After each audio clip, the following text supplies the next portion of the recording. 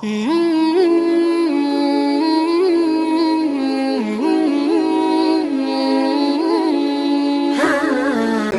25, from Brazil, new Muslim for 6 years, yeah?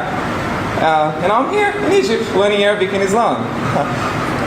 When I became Muslim, it's not something that I was, it's not something that I was looking for, you know? I didn't want to do that. In the beginning, I was just looking to make friends on the internet. And there was this one day that I met a guy from Saudi Arabia, yeah? His name was Jobran, on Skype. And became friends, and like, we were just chit-chatting. And there was this one day that he asked me about my religion, and I told him that I was Christian. But in Brazil, when you say that you're Christian, you're not actually Christian. Doesn't mean that you're religious, no, like to the strict sense of the word. You just say you're Christian out of customs and traditions. I'm Christian, but I don't actually go to the church or anything. Yeah. So Jabran started talking about like hell, life after death, and this kind of stuff. Like, oh, you're going to hell. Why am I going to hell? I'm a good person. Jabran, I thought you were friends. You're not supposed to say that. No, you're going to hell because you're not Muslim. Just because I'm not Muslim? Well, yeah, that's why you're going to hell. No. Now we have to talk about religion. And then, like in this conversation, he gave me dawah. And again, there was this one day that he was like, okay, would you like to become Muslim? But, I don't know. But there was this, like something inside of me. Did you find any difficulty at that time to think over Islam? Yes. Yeah, because I downloaded like an app for the Quran on the App Store, and I just started reading through it, and like the parts that were talking about Jesus were the ones that I was struggling with, because Jesus is not a God; he's just nothing but a messenger, and blah blah blah, and that. It's like there was something inside of me like yelling at me, you know, like just screaming and shouting, like, no, this is not supposed to be that way. But like, no. Let me keep an open mind and keep reading and reading and reading and reading. And the day that Jabran asked me if I wanted to become Muslim, I didn't know if I was... How long have you been reading to know the truth or the true religion? Before taking the Shahada? Yeah. No, not long. I just remember taking some history, like classes in high school. And in Brazil, you have to learn about religions, Islam, Judaism, Christianity, Hinduism, and blah, blah, blah, you know, Buddhism. What do they consider Islam? Is it a religion of terrorism? Their opinion has changed over time, yeah. You know, because back then, they had a good one. Like Muslims are honest people, like if you ever want to do business. I remember my teacher saying that. If you ever want to do business with someone, do business with Muslims because you're honest, you know? You're never going to cheat because they fear Allah, and that's it. But these days, because of the media, they have changed their mind. When music... Based on that, just a second. Do you know that the religion of Islam has spread in Asia and in Africa, only not by invading, by the sword. It is only by the honesty of the Muslim people who were dealing, the tradesmen. They were dealing with people of this area, and people saw that they are so honest, so keen to be just. And so they liked that, and they knew that this is the moralities of Islam. In that way, they embraced Islam, not by the sword. Yeah. So again, these days, because of the media, their opinion has completely changed. When you say Muslims, they either think of terrorists or the guys who worship the dark box in the middle of the desert. They say that like the Kaaba is an alien box that Muslims worship, you know. But that's pretty much it. Again, when Jabran asked me if I wanted to become Muslim, I didn't know what to say, but something inside of me was just telling me to go along with it, like just say yes and do it, and I did it. So he invited one of his friends into the conversation. We did a 3-way call. You did it because of it is your final destination, or because you can't find the truth except in that religion? No, yeah, I don't know how to explain what that was. It was just something good that I felt inside, you know? Do it. When you read the Quran? as he was giving me dawah, and after that, I think I began when he was giving me dawah, yeah, and after that I just kept reading it, and then I finished the whole thing in English, obviously, not every, yeah, Yes. just the translation. And what we did this three-way call. He invited one of his friends into the conversation. His name was Abdul, also from Saudi. They taught me how to take the Shahada. Yeah. And I did it. And after that, No, you memorize some chapters of the Quran, even the smaller ones, shorter ones. yes. How many? Well, I don't count. I don't know. Like I've lost track of how many, but I do know like the last ones. You know, because you need it to pray. If you want to pray. Yeah. But it was just by myself. I didn't have any teachers or anything because in my city, in Brazil, I was the only Muslim. The only one across the whole place. Everybody else was either Christian, pagan, or atheist. People who don't believe in God or anything. Yeah? So no mosques. In Ramadan, it was just me. Yeah, by myself. Eid was always just me. Fasting was a challenge, especially because people were just eating in front of you. Like dying to have something and just doing that.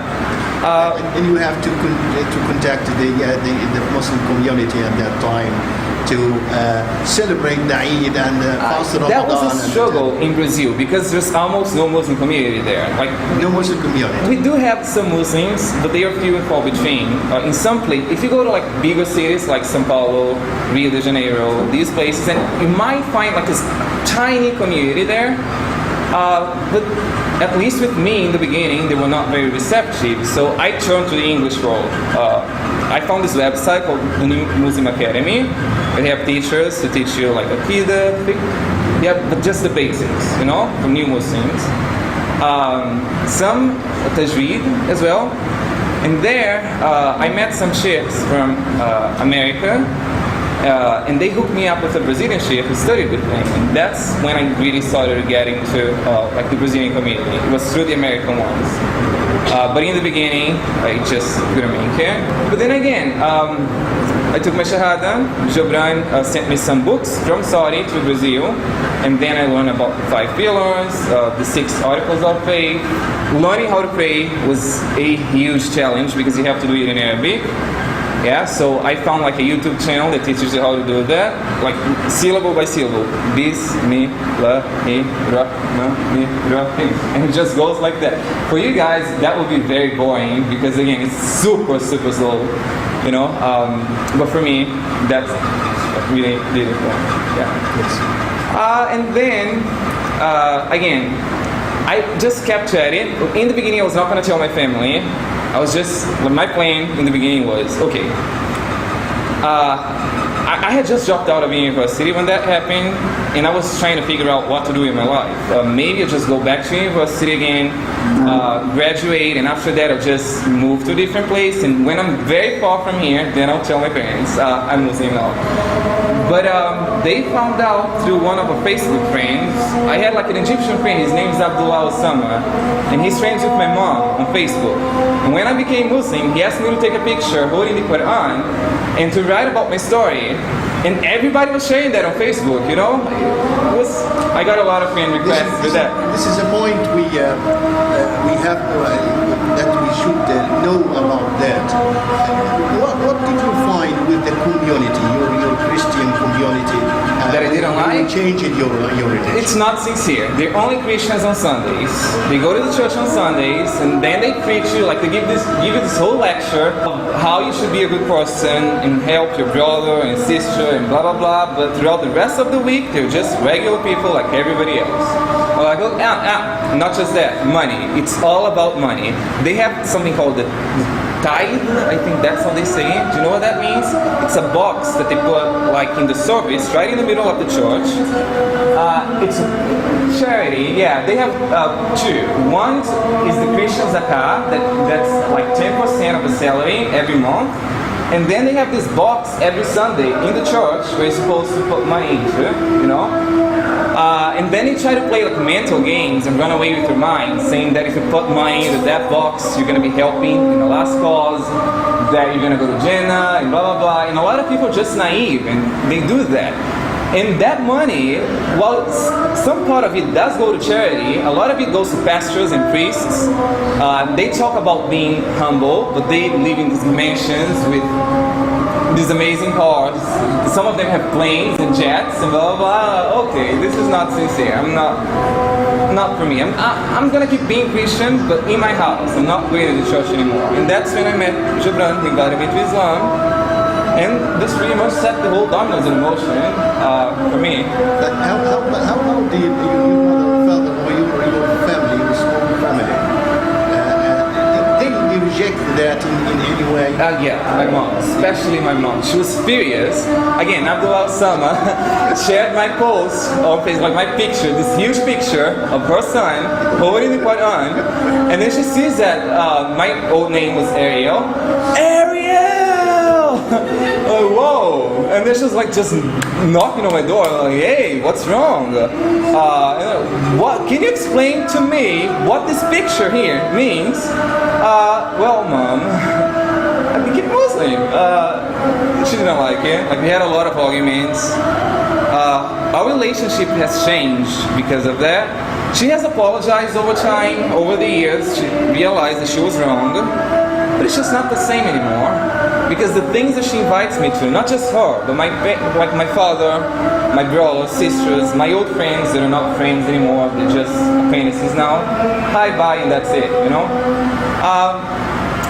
It can never be the same. Of course. Yeah. But nobody of them wants to know about Islam, read about it. My father, he used to be a professor in a university. He used to teach history.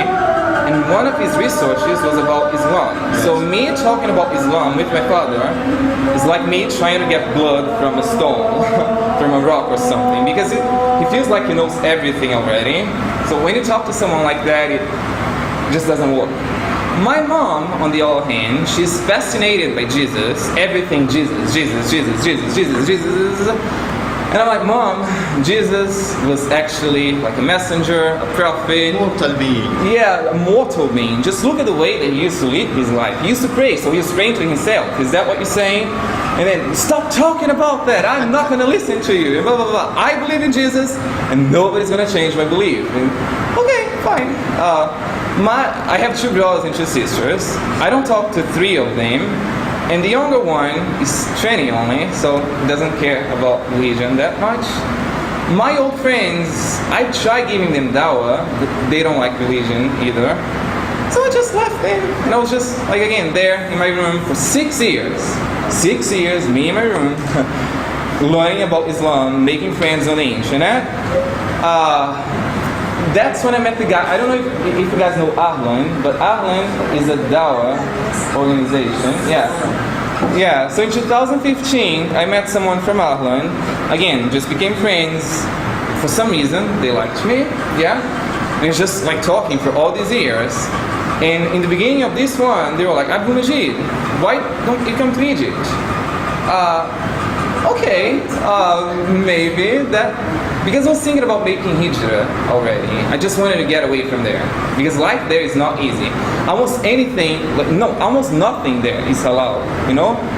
You go to a restaurant, you find pork and alcohol in almost everything. You buy a toothpaste, there might be pork there. You go to a drugstore and you buy like a pill, it might be made from gelatin, which is made from pork. Brazil, yeah. Like you buy freaking cereal, like cornflakes, and there might be pork there. Almost everything. So I was living as a nabati. You see nabati? Yeah. Nabati in Brazil. Not easy, because it was not nabati, like actually, yeah. What else? People, I started to give dawah on YouTube. I used to have a channel with thousands of followers. But then that just gave me a lot of headaches because I started getting like threat messages. If I ever see you on the street, I'm gonna kill you. Why don't you go back to your country? You know, I was born here. This is my country.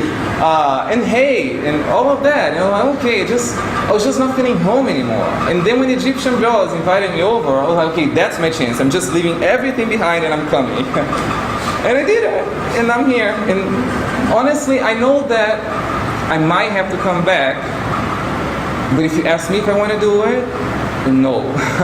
You guys have problems here, and I know that. But being Muslim here feels like heaven compared to being Muslim there.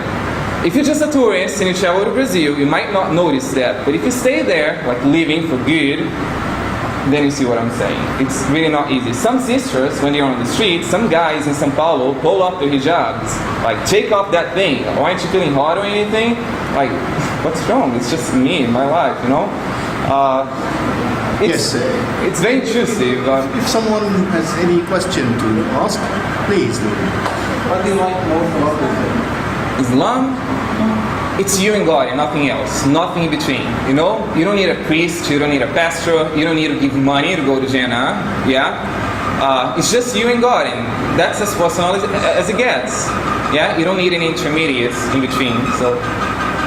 Whereas there, it's oh, you have to confess your sins to the priest, or... We don't have that in Islam. Give money and go to Jannah. Always go to God directly. Accept Jesus as your Lord and go to Jannah, and that's pretty much it, you know? Not for me. I just came here, and I'm happy. You still persist on your religion. InshaAllah, InshaAllah. And you will be a good example for those who wanted to embrace Islam.